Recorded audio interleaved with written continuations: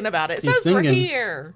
It makes me nervous when our internet connection is like, let me take an extra half a millisecond. Could be because I never had patience to begin with, and then the internet taught me that you don't actually have to have patience. Everything should just occur like that. Now, how can I be a person who was raised on, not even raised, I was 15 or 16 when we got dial-up, and knew the pain of watching a page load line by pixel line by pixel line. AOL, I called it America on hold. Of course you did. Of course you did, because you were there with the dad jokes all those many years ago. I don't know that I'm here until my existence is validated by others, but I will proceed. And thank you, Silent. I'm glad I can be your weird music for a minute. Hello. Hi. Kayla Lords. John Brownstone. Of Loving BDSM, where we help kinksters like you have happy, healthy power exchange relationships. This is our weekly live stream. We're starting off good, starting off strong. While we record our podcast, the audio version of which hits all major podcast apps every Friday, we are here 6 minutes early. If you are here for the live stream and you don't like idle chit chat, you got a few minutes. And we're being validated. Yay, I love that. If you are here after the live stream, but before I put in timestamps and you don't like idle chit chat, fast forward by about 6 minutes. And I appreciate the validation. Hi, Base Hi, Kitty. Hi, Claire. Hi, Silent. Hi, Jennifer. I think hi, Charlotte. Hello. Glad to be validated. See, there you go. I am. The internet is telling me that 50 is the age I'm seeking if I want to truly have no fucks to give. Because at 45, I still have like a few less than I did before. So many less than I did, but too many. I would like to have fewer. I would like. Hi, Dorina. I would like the fucks I give to be important, right? The things I give, I've already lost the monetization of which we are almost never monetized, so whatever. Let's just get it done in the first 5 minutes. But they play a shit ton of ads. I know. Of which we see nothing. Yeah. Now, I could, and I don't want to, because I don't need to interrupt my own train of thought more than I already do. I do have the ability to turn on automatic ads during the stream. So we would just go to an ad, and then we'd come back. And I was like, would I even know we'd gone to an ad? If I found out we'd gone to an ad, I'd want to stop talking, even though you're not supposed to have to. You should just keep going. And then we already have a delay because we have a delay. Wouldn't we have a bigger delay with every ad? And what if YouTube decided to be obnoxious and add ads too close together? Have you ever noticed when you watch something that's like a long time, 45 minutes to an hour in YouTube, sometimes you will get ads literally every 5 minutes? I counted, I think last week or the week before, during the live, because this has been a recent thing. You get side-by-side ads. Yes, that is definitely a thing that occurs. 17 ads. Yes, I believe that. 17 ads in an hour and a half. I believe that. I've just watched recordings of podcasts that were not live streams. So it's the ads being added in, whether they do it automatically or themselves manually, every 5 minutes. You know, Silent, that's a good question. Yeah. I do not know. But I did learn we make more money. Not that we make a lot, like tenths of pennies, y'all. We make more AdSense money, YouTube money, Google money, whatever, off of YouTube Premium folks than we do off of ads. There's some way that they like balance that out, portion it out amongst everything somebody who has YouTube Premium watches and how many minutes, hours, whatever. So for somebody who's using it heavily, so to watch as much as they can without ads, we're talking fractions, which is fine. Well, we did not do YouTube to make money. We knew we would not. What was funny was this one ad that kept coming up was how to meet Ukrainian women. I think a few of us remember that for you from a couple weeks ago. And so later I went in and I was like, I don't want to see this ad. Mm-hmm. So then I got Asian women. Well, clearly, if you didn't want Ukrainian, that's who you wanted. Then Hispanic women. And I went in and I'm disabled, you know, and they're like, you're seeing these ads because it's targeted to your age group. And I'm like, what the age group? What the fuck? Which every time I tell you about something that the Instagram algorithm is showing me about cis heterosexual people, couples specifically, you don't believe me, but your algorithm thinks that's who you are. We need to get you watching some other things, apparently.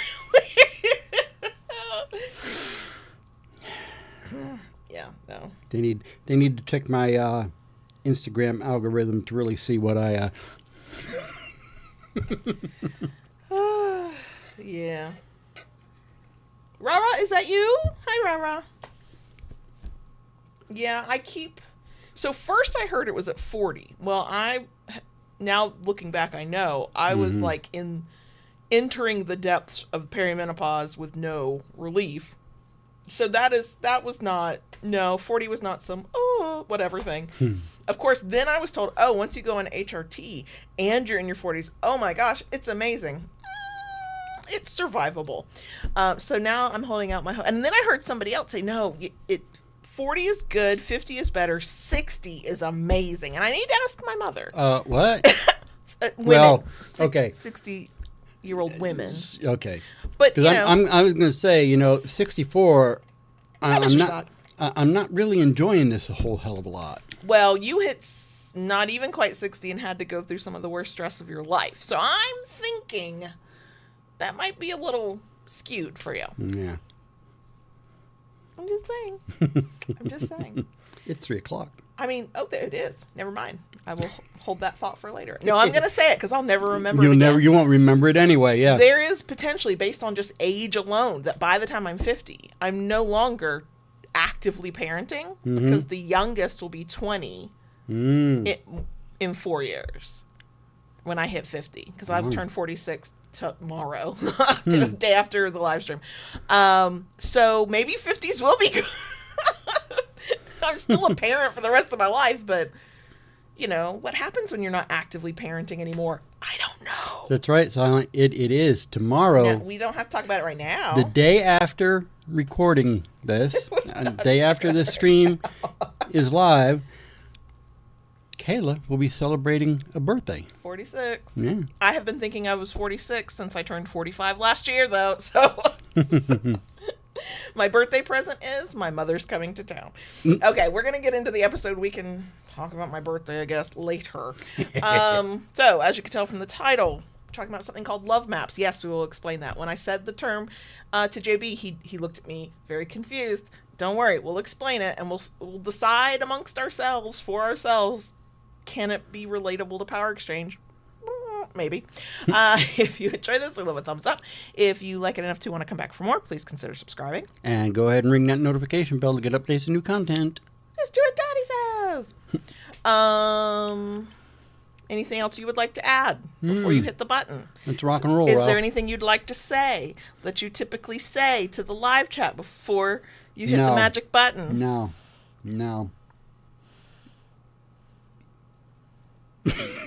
Hello, folks. Thank you. Because who's going to get blamed when he doesn't remember? Or he's not given his time? Will not be him. Anyway. Gotta give you some grief, though, Not before my birthday. Oh, yeah. Oh. We ready? Sure.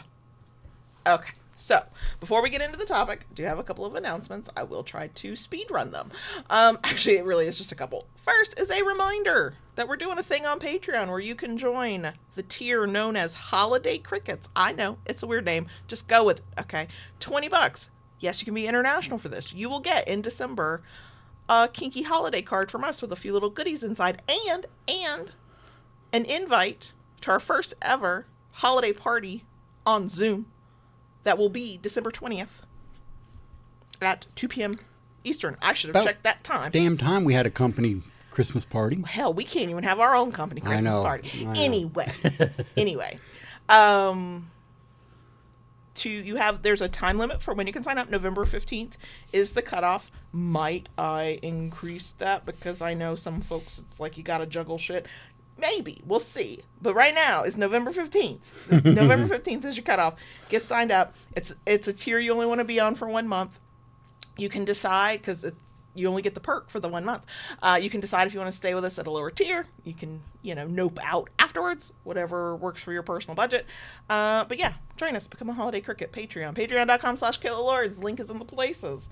The next one, our trans-affirming resource of the week, is, I think I mentioned it when we did the first ever one for the Campaign for Southern Equality. It's called QueerMed. It is a telehealth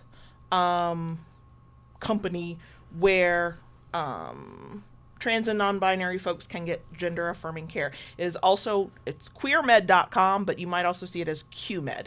It is not the only one of its kind. There's Plume, there's Folks, Folx, Folks. QueerMed is the one that was recommended to us when we talked to the person at the Campaign for Southern Equality, and I had never heard of it, or I had heard of the others. I thought I would pass it on for anybody who might need that.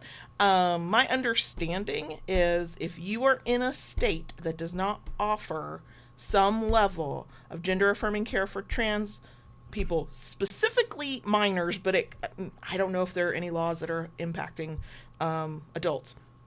You have to be located in a state at the time that does allow trans gender affirming care, HRT, all that good stuff for, in this case, I'm going to say minors because that's the one I'm sure of, that does allow it to have your telehealth, right? So like you might have to hop across the state line and get on somebody's Wi-Fi and do your appointment for them to be able to help you. But it is an option. It's also an option even if you are in a state where you could get the medical care you need, but you're like, I don't like the doctors I'm seeing.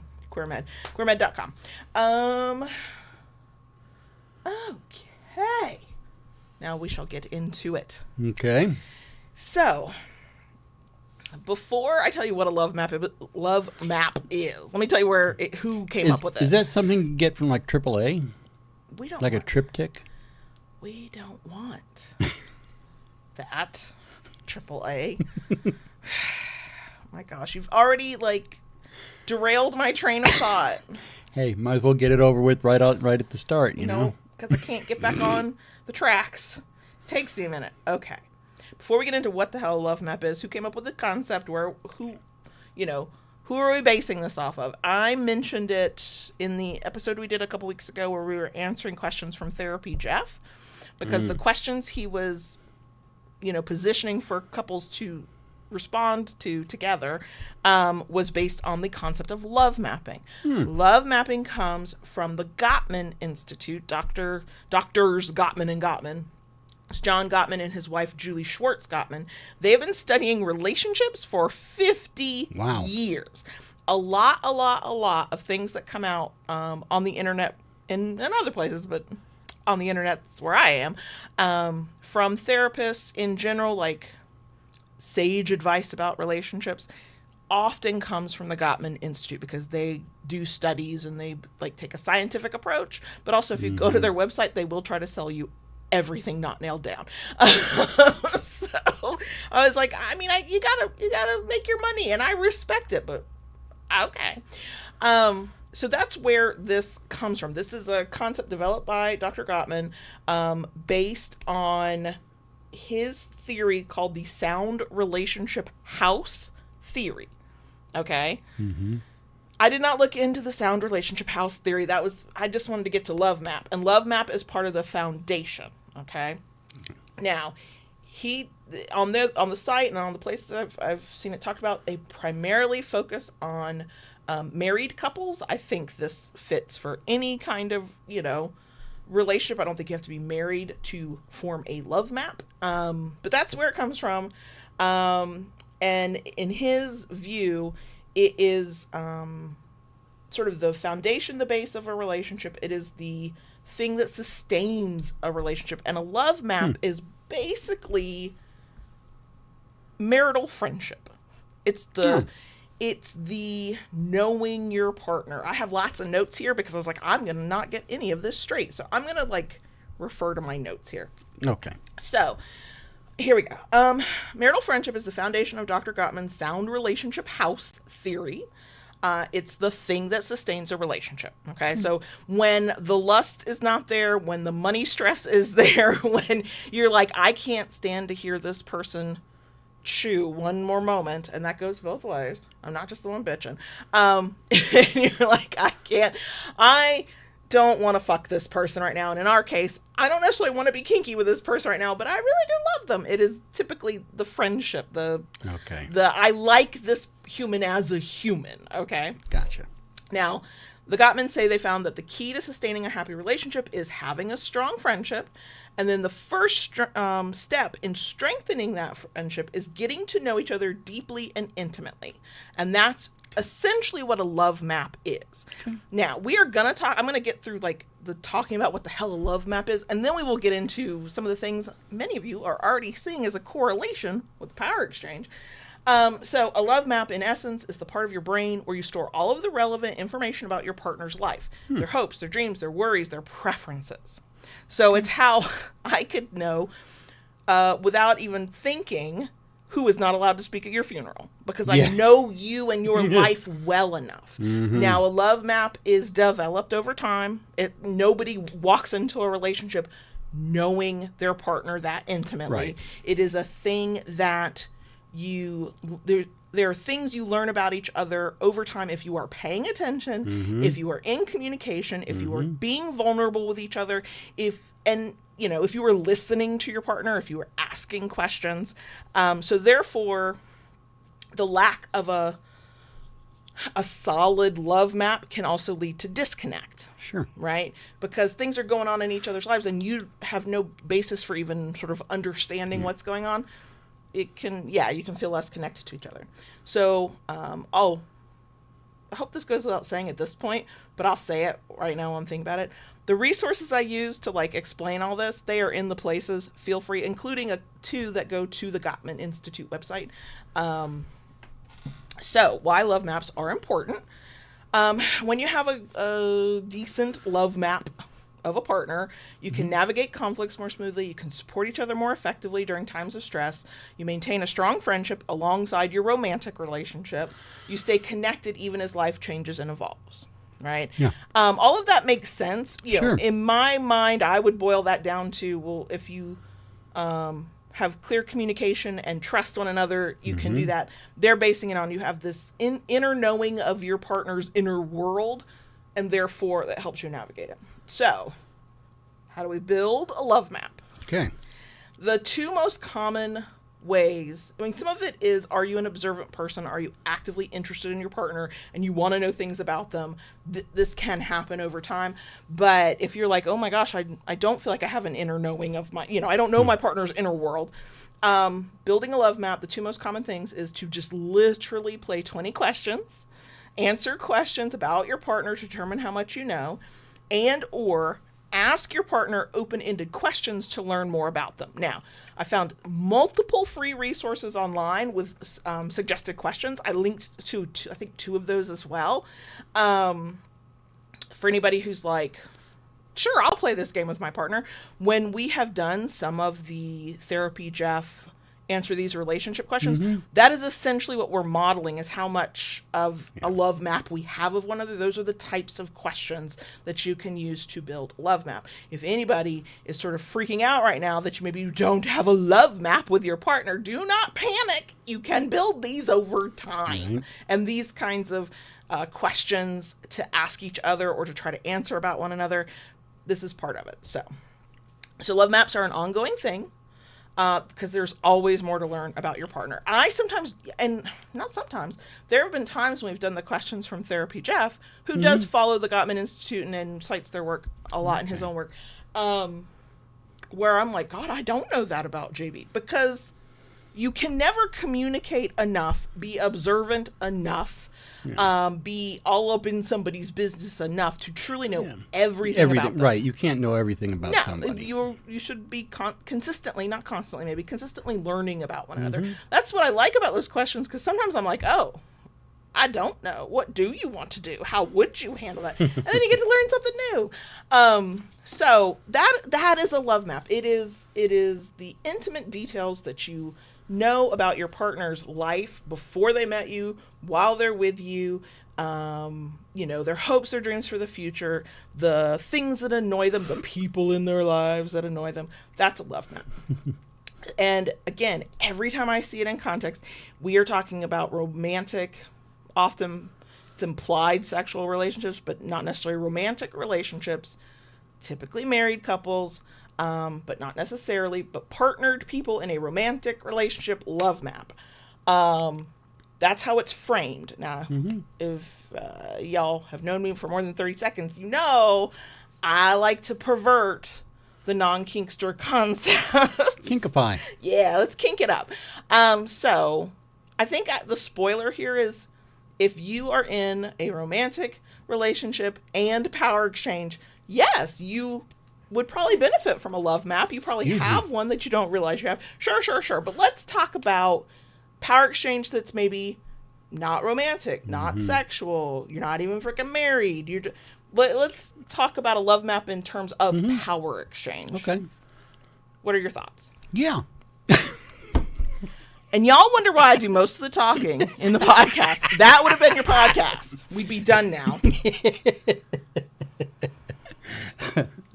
No, I think it's from sounding what it is, all this description of what a love map is. I think it definitely could have a place in DS. I think we are already doing these things, but not calling it that. Calling it that because that's what we do in this lifestyle. You have to know, right, pretty much as you can, right, about the person you're playing with. Right, agree. So yeah, it's definitely sounds like it, just not with a name. Yeah, we don't. We haven't named it. Now, I do want to point out, you and I, for how many years? Just over 10, have been sort of doing the, long-term power exchange. I mean, I don't talk about casual play or pickup play because I don't know anything about that. But long-term power exchange, I don't care if you're fucking or not. I don't care if you love them romantically or not. We always say you should start with a basis of friendship. Before you bare your soul and your ass to somebody, make sure you like them as a human. This to me is a love map. The start of a love map, if you want to call it a love map, is that same concept. We were friends before you dommed me the first time, or we were growing that friendship. And long distance folks who are always like, well, how did you build that relationship? How do you... Questions. We literally played 20 questions. Yeah. When it's funny when you mentioned the 20 questions, I thought, and Lola agrees. She agrees. As she sings the song of her people. Would you like to go calm your dog down? I think I said it a week or so ago, maybe on a Friday night live stream. Her crying has gotten much more frequent as she's getting older. She doesn't appear confused. I think she just thinks nobody's going to pay attention to her unless she's crying like her heart is breaking.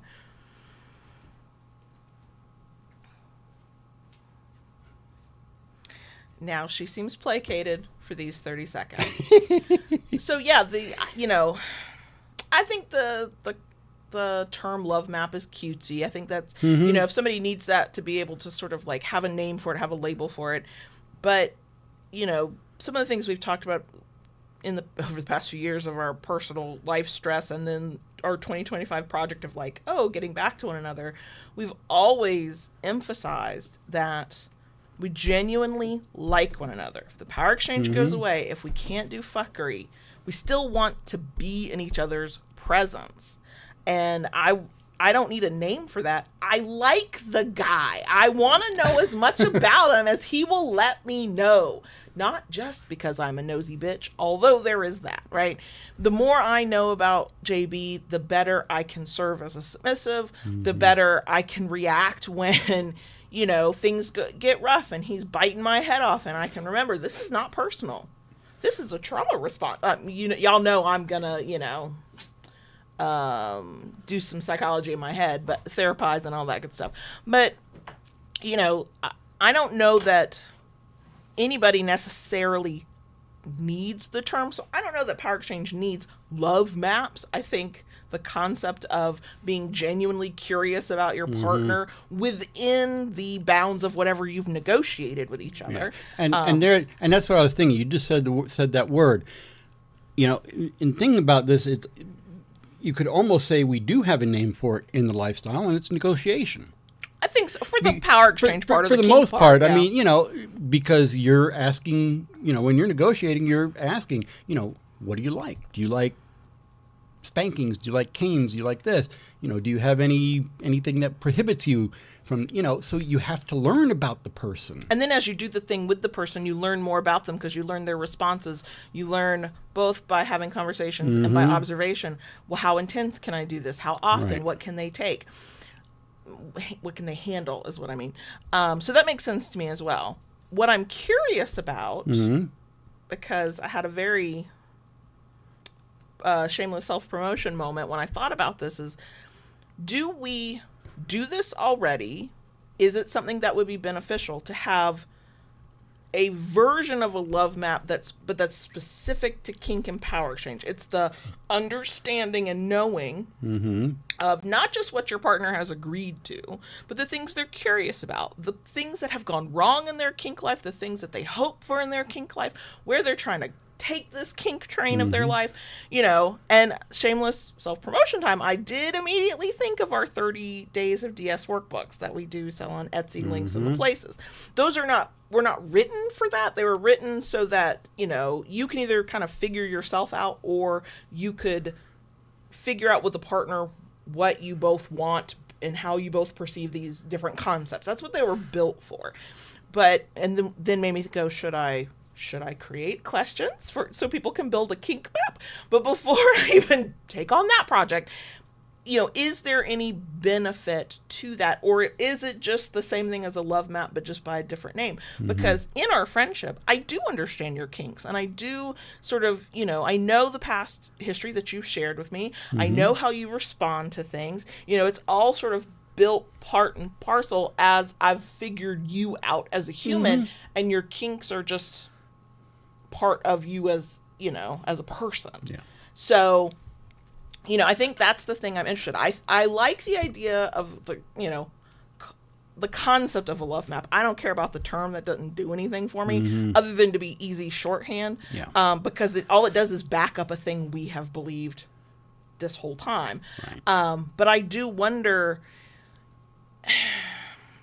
if there's benefit for kinksters in, I'm going to say power exchange specifically, because that's my area of expertise, to have more intimate knowings of each other's internal world, specifically from a kink perspective.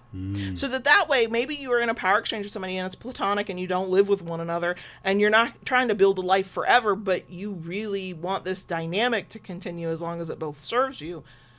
Is there benefit to having that kind of internal understanding of your partner's inner world from a power exchange kink perspective? Does it make you, I don't know if it makes you a better kinkster, but does it make weathering the stress of when your lives interfere with your power exchange, does it help you negotiate new things in an, you know, in a more, yeah. Right. So what do you think about the concept? What do you think about that? No, I think it's a good concept, and like I said, I think for the most part, a lot of people, we already do it in the lifestyle. You know, and I know that long-term couples definitely do it, but it's, to my knowledge, it's not something you do on purpose. It's a thing that just sort of happens as you get to know one another. Yeah, and yet in DS, it happens on purpose. The start of it happens on purpose. Absolutely, it has to. So, you know, because you need to sit down and understand the person you're playing with.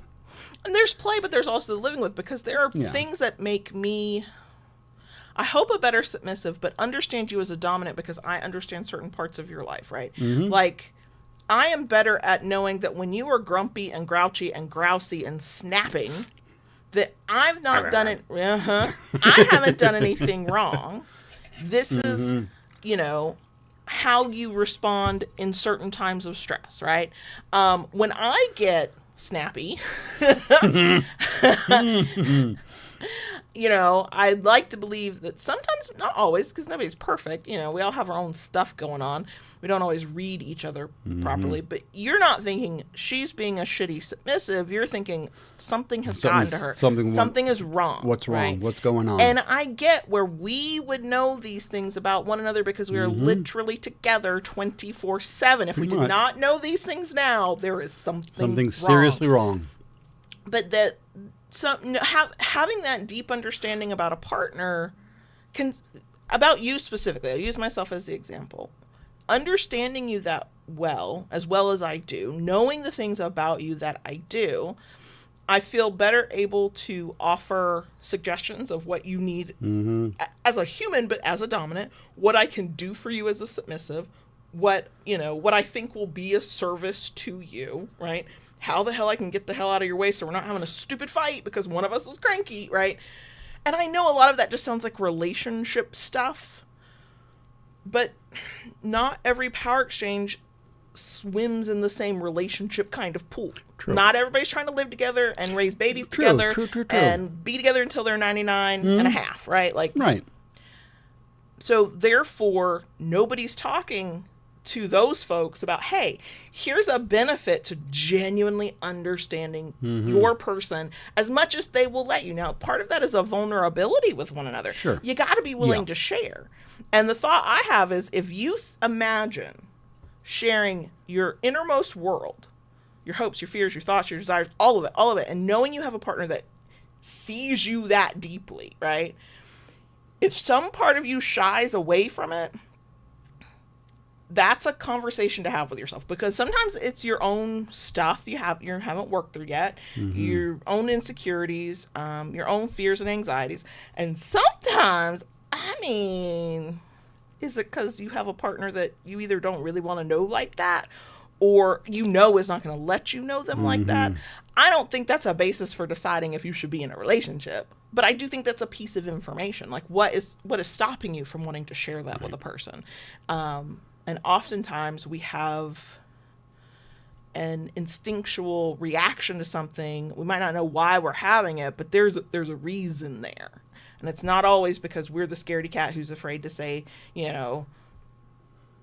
vulnerable things to a partner. Sometimes we're getting some signals.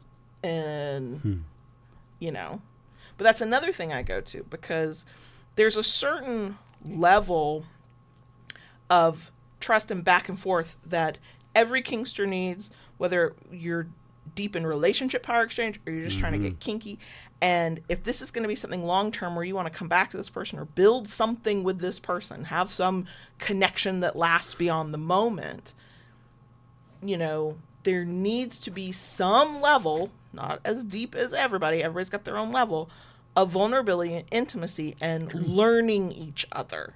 And I think it says something when you have a partner who doesn't want to learn about you or doesn't want to share with you. We talk about it in terms of kink all the time. It can be dangerous to not share pertinent information or to not know something. But beyond that, like, that's almost the surface level stuff. Like, what do I need to share with this other human being so that I am as mentally, emotionally, and physically, air quote this because it's real subjective, safe, big air quotes on safe, as possible, right? Versus, how can I get to know this person to the point where I can, I don't even know if I have the language for it. It's a deep intimacy that to me can make power exchange better. But we also have the benefit, I guess. We live together. True. We're around one another. We have learned each other's habits and ways and tells and, twitches and we've learned all of that. Yes. And I'm not saying every power exchange needs that. Although, are you living together, building a life together, and are trying to be together until the end of time? Yes, I think you would benefit from that. Yeah. But would any kinkster doing power exchange benefit from that? And how would they get to that? Now, that's the thing that has been on my mind since this too, because I'm like, okay, well, what are the questions? What are the things and it will be different for everybody, I know, but Sure. what are the things that could benefit you to understand deeply about your partner so that you do have that friendship and you have that basis for trust and you've had the vulnerable moments with one another and know that you're safe to know these things. Like, are there kink specific things? Like, is it meaningful beyond it's what I like and I'm glad to know it, that I know, because you've told me, what your journey into kink was like, right? Does that, and that's the thing, I'm too deep in the we are in love and are married and you're never dying and I'm never dying and we're going out like Thelma and Louise, to be able to separate, does knowing that benefit anybody in a power exchange relationship, regardless of how long you've been together or how deep you're going to take this relationship? You know what I mean? Yeah. Because we know plenty of kinksters who it's platonic. They're friends. They live separate lives. They come together or they keep it going by text. Certainly long distance folks. You are separated and you only have your forms of communication. You know? Well, we knew some folks back in the Bay Area. He had play partner that for years, and they were just platonic. And then he married and still played with the other partner at times. So then I would be very curious about their inner world as that platonic power exchange. How deep did their understanding of each other go, and what was the depth, and how, if anything, did that impact that power exchange, regardless of the other relationships a person had? Like, it's all a thought experiment to me right now. I have nothing concrete other than I could not stop thinking of love maps. One, because I felt validated as a person who's like, please be friends with the person you're like doing this thing with, like them as a human being. And I had just sort of always assumed that observation, curiosity, a willingness to share, sure, but some of this stuff just happens over time. Like, I had never thought about purposefully focusing on how well can we know one another, right?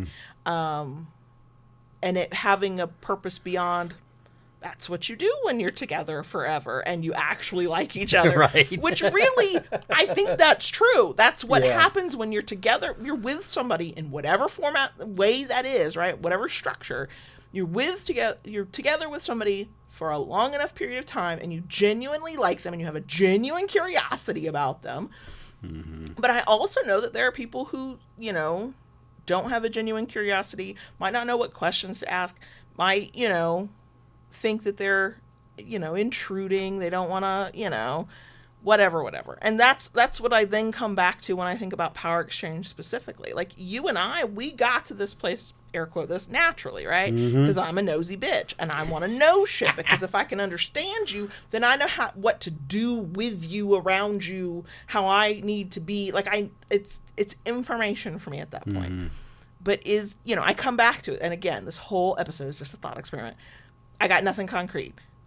Is there a benefit with specifically kink knowledge about your partner? And specific to power exchange, regardless of the type of power exchange. Take out all of us married folk, right, who've been together for a million years. If you're invested in one another, you're probably going to get there anyway. But, is it a thing I would tell somebody who's like, I'm trying to, get closer with my partner. We're working on our vulnerability and our intimacy and our communication. I know what kind of DS they want. I know what kind of submissive I am. Is that enough, or can you go deeper with a kink map? Let me pull up to give you a sense of some of the questions that they say, this will help you build your love map, right? Okay. Let me find one of the PDFs and see, are there correlations with kink that we can make? So, like, there's so many questions in this thing. I'm not going to read them all. We'd be here all day for that. But it's like, name your partner's 2 closest friends. What's your partner's favorite musical group, composer, or instrument? His favorite is Rush. What was your partner wearing when you first met? A green shirt that I promptly sweated through when we got on his motorcycle. And jeans. Because he was on his motorcycle. What stresses are facing your partner in the immediate future? Who's your partner's favorite relative? What's your partner's favorite food? Some of these things are superficial to a certain extent. What turns your partner on sexually? Well, if I were going to kink that question out, I'd be like, okay, what are my partner's kinks regardless of what we do together? Right. Like, is that beneficial to know, even if, like, you might be into something that I am never going to fucking do with you. Does it benefit our power exchange to have that knowledge of you? I don't know if it would specifically benefit in a way, but I think that would be good knowledge to know regardless. Because it just kind of goes hand in hand with understanding. Just because, I don't like something, but you want to do it, doesn't mean I shouldn't understand it. And I agree with that. Because I think the more knowledge you have about your partner, the more you understand one another, the closer you can feel connected to each other. And then again, too, I'm just a naturally curious person, so I always want to look under the hood. But nosy bitches unite, okay? And you know what? I'm being unfair to some of these questions because I'm like, well, these feel superficial. Well, you know what? It's actually way more than 20, but it is the 20 questions game. I can't remember what that thing's called that we played back in the day, right? Like, I was asking, what's your favorite movie? What do you like to do for fun? I think I remember asking, what's your favorite dessert? Which at this point, I don't even remember what you answered, but I know it's anything apple at this point. I don't even think that was your answer back then, but I know that now, right? So I go back and look. So these questions, they are very non-kinky. Most of them are non-sexual, so to build something like that, like, I think anybody could do this with any partner, whether it's platonic, romantic, sexual, whatever. I think you could build the love map as they describe it with your partner. There's not, if you haven't already done it and it's, you want to know these things about each other, you want to share, you're willing to share them. Cool. But I can't stop thinking about, well, what kink questions would give you a peek, allow your partner to have a peek into your inner world, allow you to understand your partner a little bit better? Like, what, or does it even matter? Does it even matter? To say a particular thing, I think that would be difficult in the lifestyle, because that's why many people use a checklist. Because there are so many things, so many possibilities, so many different combinations. So are we, without knowing it, and we being the universal kinky we, building our own version of a kinky love map? I think so. After so many years, yeah. Yes. But yes. I mean, like, well, no, I mean in general too, through the community. I think yes, that's definitely a thing that has been happening, whether subconsciously or consciously. Because and it's even morphed over the years because oh gosh, I can't even think of what it is now. It's been so long since we used it because rack, and then the risk-aware consensual kink. Right, but then the one that came first. Safe, sane, and consensual. Yes, thank you. SSC. Yeah. Oh my God. Yeah, we haven't used that in forever. Yeah. I mean, that was kind of the first iteration of it, and it has morphed throughout the year. And they have rack. There's even several newer ones. The only one I know after rack is prick, but I can't. I think you're right. They think there's something that came after that, but I don't know what it is. I haven't. So that is the evolution of it all. So it's, and I think with DS there is a little bit, well, maybe not. I kind of lost that thought, that tread. That yeah, it happens. So then here's my question. Yeah. So if the Gottmans are even remotely accurate in their assessment, that the strong foundation of, in their case, marriage is what they're talking about, is that marital friendship, is that love map, is what builds the foundation of your, relationship house or whatever the hell they call it, right? and we've said that before, like as power exchange, Right. like have your base. But so here's what I'm curious about. Okay. So then the thing that comes from that is if you do not have a love map of your partner, and we're talking about the Gottman sort of version of it. There goes JB's phone. This is chaotic, more so than usual. So the premise being, if you do not have a strong love map of your, husband, wife, whatever, then that is how relationships can't stand the test of time, because there are times when you don't really even want to be around the other person all that much. You're certainly not thinking about, and I'm talking in terms of marriage here, you're not thinking about sex. You're stressed out to all hell and back. Life is hard, and it's easy to take that stress out on a partner, which goes back to where we've talked many times about how it's not me versus you, it's us versus the problem, and blah blah blah. Right? Okay. Right. So take that back to kink. Is it possible that one of many reasons why a relationship does not work out in power exchange? There are so many reasons why relationships don't work out, but is it possible that it's not a strong enough, whether it's negotiation or just communication about kink, not strong enough understanding of one another? Yeah, from a kink perspective. That, again, there are so many reasons relationships don't last, and sometimes it's a shitty human being being a shitty human being. Yeah. I don't want to negate that, but sometimes it's people who genuinely care about one another, or thought they did, or negotiated something in good faith, but it can't ever get past a point, or it goes off the rails, or it's people not really seeing, hearing, understanding one another from a kink perspective. Do you think that how do I put this, can that kind of lack of kink map impact a power exchange in the way that the lack of a strong love map presumably impacts a marriage? Is there a correlation there at all? I think so. I think there is. And the worst part about it is in kink, if you don't have that understanding of your partner, somebody can get hurt. Absolutely. On multiple levels. I'm not saying that can't happen in a regular relationship. Sure. with the love map kind of thing. There is, definitely some emotional hurt if things don't happen.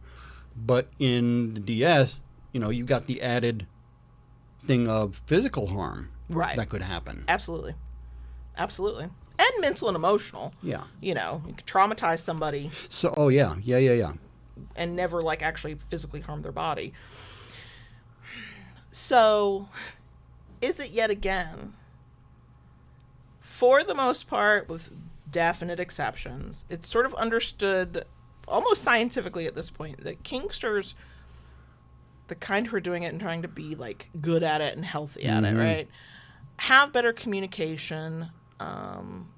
They even find, I've seen one or two studies that say this, that we have, I don't know if better mental health is the right term, but sort of a better understanding of mental health, and certainly better communication skills as a whole on average, right?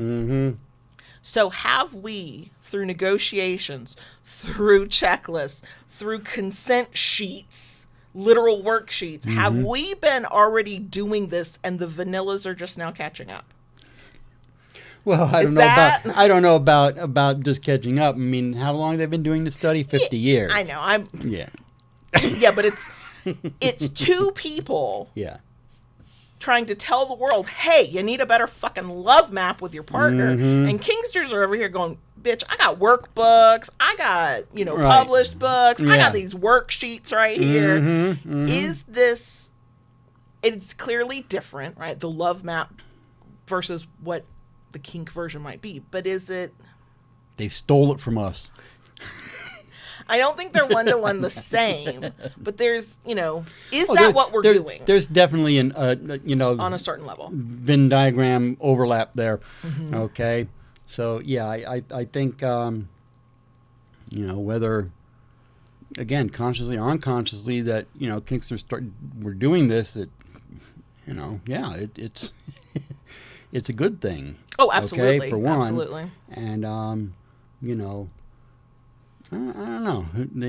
I think they took it from us and vanillified it. Oh, yeah. Yeah, for sure. For sure. They're like, oh, those kinky people tend to have better outcomes. Not always. We know they're the awful people. And we also know that many people struggle to be that vulnerable with a partner for all kinds of reasons. Right. The other thing, I think that sometimes a person is just not curious enough about their partner for whatever their reasons are, right? Because, I don't know, maybe it's because I cannot imagine any power exchange that did not come with some depth of emotion and connection, because, I don't do anything relationship or sexual without some kind of connection somewhere, not necessarily directly with the person, but there's got to be a connecting force, and that's how I'm wired. But I just can't imagine doing power exchange, especially long term, especially like negotiated. This is your role, this is my role, these are the things we're going to do together, and not being curious about the other person. I'm sure there are people out there that make it work. It's fine. But if I want to be connected to a human being in such a vulnerable way, such an intimate way, for any amount of time, I'm a nosy bitch. I want to know about this person. And for me personally, just sort of how I view the world, and not just from like the things I should see a therapist over. I know there's some of that too. I'm hypervigilant. Like, I know stuff and I get it. But like, I want to know your inner world to a certain extent. I want to kind of like know how a person, ticks, and what makes them tick, and how they like view the world, and how just stuff about them, mostly from a nosy perspective. But I do think I take that kind of information in as a submissive too, and I think dominants take some version of that information, because the more you can kind of understand your partner, the more you can tailor what you're doing with one another to fit each other. Well, to fit each other, and from either a relationship or a kink side, how much you line up. There is that too. I think initial negotiations help with that. Yeah. I think it's like many people I see like online talking about their relationships or where it didn't go well, or in the emails we get where things didn't go well. It's like the initial negotiations tend to be fine, and then somewhere after that things are off. Sometimes it's the first conflict, and one or both sides of that don't know how to resolve that well. Sometimes it's they said this is what they wanted, and this is who they were, and this is what they would do, but now it's not matching up after the initial excitement has worn off. Or it's the new relationship energy has died off. We are outside of that honeymoon period, and you're like, what am I, who, I know there's so many variables. It's why I kind of feel like this is my bias coming right on out. And I know I'm not correct about it, but I'll just tell you what's in my heart, I guess. It feels like the concept of just a love map, right, is really, it's simple and it's useful for something like marriage. But something about power exchange and kink is way too fucking nuanced for something that simplistic. Yeah. Does that make sense? Like, I think it's because, and I know this is true for marriage. I had a marriage that was not kinky, and I was miserable and got out of it. But like, I could not tell a kinky couple, well, you just need to strengthen your kink map or your love map and it'll be okay. It's like, well, no, if we do not align in all of these different ways, it does not matter how much we might like each other personally, right? Or we really like each other personally, but we can't make the kink work. So how are, like, you know what I mean? So I think it might be, and this is my bias, that concept of just a love map is not nuanced enough for what it takes to have a power exchange that, can be fulfilling for everybody involved. Like, it might be one piece of it, but it's not, I would not call the love map the foundation. I would call your compatibility and friendship and genuinely liking the other person part of the foundation. I mean, even with a relationship, I've said in the past that we talked about it, having your foundation for kink, it, your communication, your trust, and all those things help build the foundation. Mm-hmm. Okay, and this could just be another part of it. Is it a whole and entirety of it in and of itself? No, but I think it's a fairly good percentage. To understand and know your partner like that. Yes, I think the way I'm seeing love maps described for non-kinky marriages or partnerships, right, is like, this is your foundation. If you have this, then you build upon that. And I would say for power exchange, a love map or some version of it is the outcome of what the foundation for power exchange is, right? Mm-hmm. The outcome of a love map is communication. It is trust. It is vulnerability. It is intimacy. It is genuine curiosity about your partner to the extent that everybody wants to share. It is the compatibility of kinks. It is friendship. That's the fucking base. And the love map, to me, if that exists in some kink version, or it's the love map like you and I would have with one another, that's the outcome of all of that. That's the carpet on top of the foundation. That's the flooring. The concrete fucking base is all the stuff that builds something like a love map. True. Yeah. I think that's where I land on that. Yeah. Yeah, it's a good landing. Did I stick the landing? No, I wobbled all the way to it, but that's okay. That's okay. So, I'll give you 7.5 though. Not more? Not even out of 10? I don't get more? Actually, that's not how they... I know. I think it's like a maximum of like 16 or 17 points now, and nobody can get there. I don't know. Yeah. Now I've gone down a different rabbit hole. I don't know that my mind will let go of this idea that there are specific questions in kink outside of negotiations that could help you understand your kinky partners in a world better. My mind's not coming up with those questions, so maybe it never will, but like I've latched onto that. Like, because my thing is not the love map. Like I'm fine with whatever. It's what kind of conversations outside of just negotiating a dynamic and negotiating this is, I'm going to do A and you're going to do B, and how we'll get to C in this scene, right? What kind of conversations could kinksters specifically have with one another that builds that trust, that allows them to be vulnerable, allows them to learn about their partner beyond the basic negotiations? That's the thing I can't, and I don't have answers. We're not going to like try and do it now, but that's the thing that might stick with me for a while. And if I can figure out, again, shameless self-promotion, maybe for some people, 30 Days of DS workbooks, the 30 Days of DS is the original, volume 2 is like, I consider more advanced, like you're out of the basics of power exchange, you're like trying to fucking live it now. Maybe that is part of it. Maybe that's already helped folks get there. But are there certain types of conversations that we, kinky people could have with each other that help them build that foundation? I don't know. That might be a good thing to ponder. I don't think my head's going to let it go. Nope, it hadn't yet. And the fact that it is still there and I remember it. Right. That's hours and weeks later. Hey, that says a lot right there. Yep. So, okay. Love maps, I think that's a cool concept. I think power exchange and kinksters in general, even if it's not a power exchange situation, we're already create that with the framework of our negotiations and consent and the way that you actually build your power exchange with a partner and then maintain it however long. We're already doing it, and love map is not the right term for us. No. Nope. So that's where I land on it. My thought experiment. Any other thoughts? It was an interesting topic. I know. That's part of where my brain is going is, okay, there's all this stuff, especially with the Gottmans I'm seeing get more like mentions by therapists online, because my algorithm will sometimes just be like relationship coaches and therapists. Lola agrees. And it's like, okay, do some of these concepts that I'm hearing about more and more, and I think you'll probably see us do this more often in the future.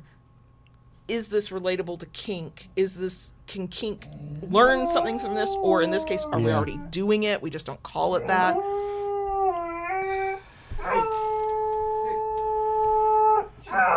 Doing this she buried herself under the blanket. Her head, you cannot see her head. She's also facing the wall and crying. Ma'am. Ma'am. What are you doing? So final shameless self-promotion. If you want to know yourself better as a kinkster, if you're trying to, talk to your partner, y'all are new to kink, whatever, check out our 30 Days of DS workbooks, links in the places. If you already have them and you did it for yourself to understand yourself, is there value, and could, if you have a partner, could you answer those questions on behalf of your partner and feel like you understand how they view kink and, where they're at? Again, that's a shameless self-promotion though. But yeah, that's all I got Okay. on love maps. So are we good? I have no idea. My cheeks are really flushed and they're see very that, warm, yeah. and I don't know why. You've been talking a bit, About a thing I don't feel like I have my arms wrapped around. I don't have a fully formed opinion on. That's very hard for me. I want to come to you with, here's what I fucking think, right? Yeah. You want the concrete and solid. I don't get that with this one. But that's okay. I think I like where we came, the conclusion we came to. Mm-hmm. And I think it's fair if somebody comes to a different conclusion. There's nothing, Yeah. But yeah. Because I think it's going to hit everybody differently. Mm-hmm. Just like anything else. Yep. Okay. So are we truly good now? only you can say if I'm good. Well, true. Keep it kinky, y'all. And we'll see you next week. Daddy. Yes, baby girl. Can we talk to the Kirkus? Sure. Lola's being a menace. Yeah. If you are new here, that doesn't happen every week. Last week, I think it was last week, we didn't hear from her at all. She was in the other room and we never heard from her. In other news, it is just chilly enough that I can wear my leggings without sweating. Our windows are open. My toes got cold today. Oh, I was sitting under windows are open. a AC going is, fan is and off. And it's a beautiful thing. Oh God. And I don't know if it's changed. I'm not going to look right now. But when I looked at the weather forecast for the 10 days, tomorrow, Thursday, October 30th, supposedly a special day in life. It is. Very important day. The high is supposed to be like 60. Yeah. And I'm like, happy fucking birthday to me. Maybe I won't sweat my ass off on my birthday. But I would like to point out, we had to get to October 29th before we got a day where so far the whole day, nobody's breaking out into a sweat. I mean, you were outside working all morning. Oh, yeah. Sawing and sanding and planing. I was milling, yeah. No sweat. Nope. It's delightful. It was nice, yeah. It's delightful. It was very nice, enjoying it. I went outside last evening, and I was like, "Ooh, this is different." And came inside, hit some buttons, and then I started opening windows. Last night didn't quite get the room cool enough that I could like burrow under the covers, which is what I'm waiting for. Yeah. But when I did get warm, I could stick a foot out from under the covers and I'd cool down relatively quickly. That was nice. It was very nice. So tonight, as of recording, day of recording, we're going to go see the oldest at yet another performance. Yep. This time last week, we went to that concert. This week, it's a recital. They wear Halloween costumes for this one. Yeah. It's a much more intimate setting. It's like it's actually a classroom for musicians. So there's like the stage, but then there's college classroom seating. That one's always fun. It is. I think it's fun because like the when they have the symphonic concerts and it's a big old group. It's a big old group, and it has a very serious air. About it. Okay. Yes. We are consummate professionals. This is for a grade. Yeah. I would almost describe it as pomp and circumstance. Yeah. Oh yes. Right. The way that's handled, absolutely. Yeah. So, this, it's very different. It's casual. And it's just a good time. Yeah, and everybody's had by all, whether it's the players or the audience. They call it a studio recital because at least at UF, I don't know how other colleges do it. We don't go there. The different instrument have groups, right? So this is euphoniums and baritones and tubas, which means it's like all that deep guttural bass sound. I freaking love that. Yep. But their professor is also really relaxed and does not take herself too seriously. So there's giggling, there's talking. Now, when they're performing, they are they're acting right. But in between, or sometimes this is the first year I went, because did the oldest give me less than 12 hours notice that he had a performance for that? Of course. Yeah. And I was the only one. Everybody else was like, no, we were not mentally prepared for this. I'm like, I'll do it. And it was fun. And I watched, I think that year, the oldest wore a clown nose. Yes. Or did something. He wore, the nose. And that's where they get silly. Like, they're playing these pieces in a way that shows that they take it seriously, but they're being silly and goofy while they do it. Or they're picking pieces that are not, like, super, like, serious and look how technical I can be. They're playing, like, fun stuff. And the Halloween one, the whole thing is Halloween themed. Yes. Yes. Yeah.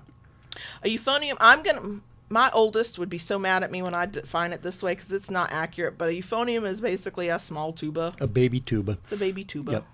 And a euphonium and a baritone are two different things, but my brain does not know how. My oldest would be ashamed of me, but my brain does not know how they're different. I just know they are different. I just know they are different. That's all I know. So, yeah. So that's fun. And then tomorrow, my mother will get here. And I am looking forward to that. But I've already tried sending the messages like, okay, I'm not going to live in perpetual. I don't know. What do you want to do for the next 6 days? Here's what my life looks like. Here are my appointments. Here's what I'm open to do. Here's what I got. You fill in the fucking blanks and just tell me when to show up. I was like, I'm not playing that game. Yeah, I know. A few times I've had to kind of like... You have to... Very softly and very subtly, you have to use your big D voice on this family. And let me tell you, they all fucking get in line, not just me. Okay.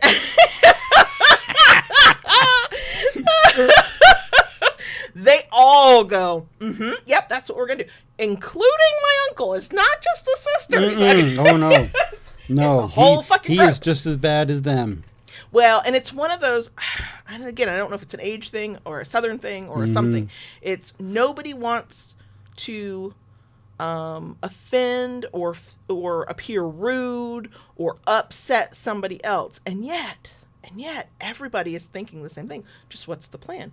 Just what's decided? I think there's also, and I don't know if this is about generationally, being socialized as a woman, or it's a Southern regional thing. I do not know. There is this thing of it's somehow selfish to tell a group, well, this is what I want to do.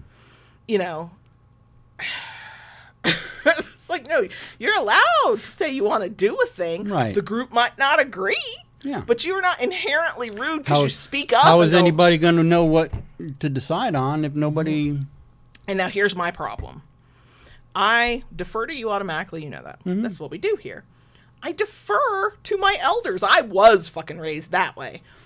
So even though I kind of understand some of the psychology of what the fuck is happening, and I know that I could 100% be a baby girl and get whatever I wanted to do done in the name of decision making, I can't make myself do it because I'm thinking, but they're my elders. Now, we are all grown-ass people, and I got more gray hair than any of them, okay? Which pisses me off because I'm the youngest of the adults. No, I'm not the youngest of the adults. The 20-year-old is the youngest of the adults. Oh, my God. I lost my baby adult status. Yeah, pass the crown. Of the ones who are here and in the conversation not making fucking decisions, I could 100% go, okay, we're just going to go here. And if they didn't like it, they would tell me immediately. But most likely they go, okay, that sounds good. And I could rule the fucking roost. And I can't bring myself to do it. It's like, but they're my elders. My mom's visiting. She only gets to do so much stuff. She's only got so much time. There are things even here in not a major metro part of Florida that she does not have in South Mississippi. So I defer to her, but then she's like, but I don't want to be rude. And I'm like, you know what's rude? Us all sitting around getting hungry, which turns into hangry because nobody's making a And then decision. that gets dangerous. Now, the one time I have seen her just go, fuck it, this is what we're doing. Literally, that's what she said. And she says fuck less than JB says fuck, okay? She was driving, and she went, fuck it. I'm just driving here. Anybody who wants to get out and go get food can. But I'm still, happy she's coming. Yeah. So. I always look forward to her visits. Yeah, my mom's chill. My mom is chill. It's more the dynamics of when everybody gets together, where it's like, okay. Yeah.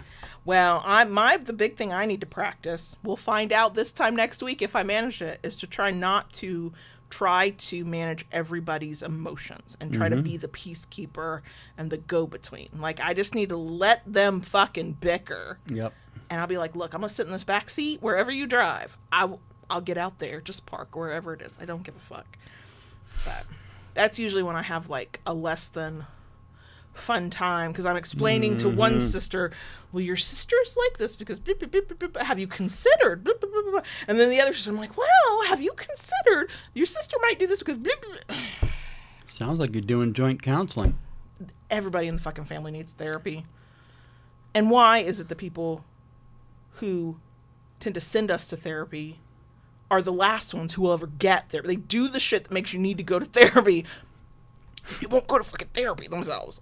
Anyway, it's fine. It's fine. I love my family. I do love my family. I do love my family. I do love my family. Yeah. So anyway. Anywho. So, that it?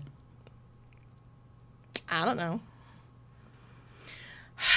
I know. Oh, God damn it. Why do I have to actually care about being a good fucking submissive? I know if I do not tell you this or remind you of this and we stop streaming and recording and you think of it later, you're going to go, oh, fuck. And then go, why didn't you remind me, baby girl? JB, my birthday is tomorrow. Yes. Whatever you wanted to say earlier that you didn't get to say, there you go. I was a good girl and fucking reminded you. I'll be 46, y'all. Woo! I get to see my mommy on my birthday. Woo!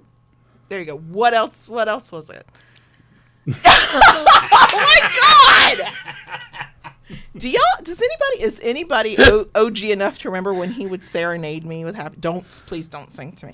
He would serenade me with happy birthday, and now he's like, I forgot I even wanted to talk about it. I got nothing to say. I was only reminding you because that felt like the right thing to do as your submissive.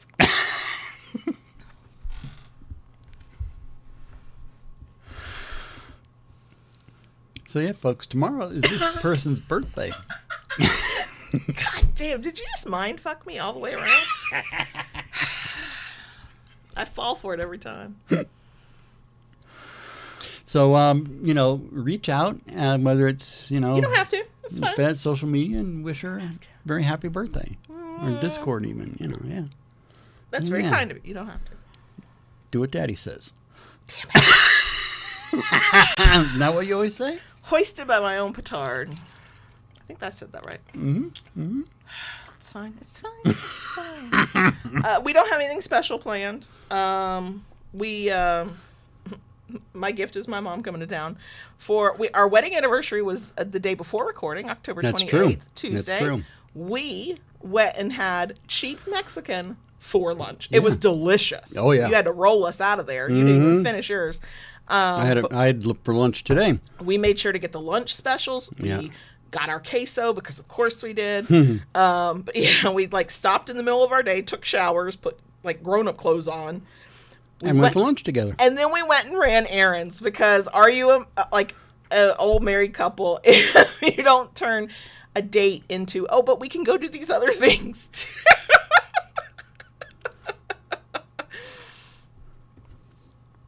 So now I'm going to give you me a little bit of a option. Uh-oh.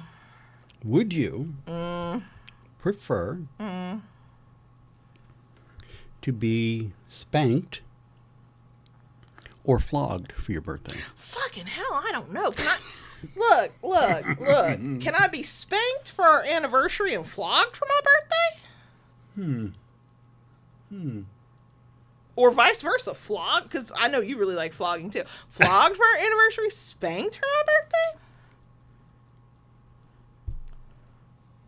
birthday? You're the ultimate decider, That's but true. if Okay. you're asking my opinion, that's how I would do it. Okay. We're not going to cut this baby in half.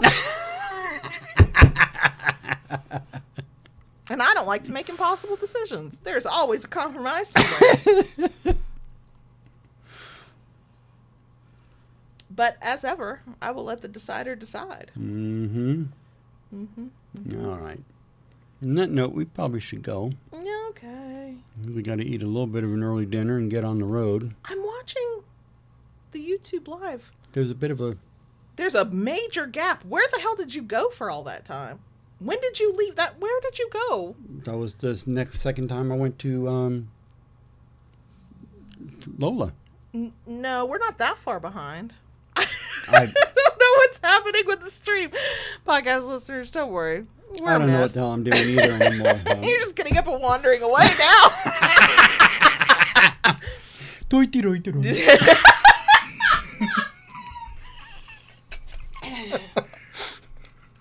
Anyway, Lola is now under her blanket and snoring.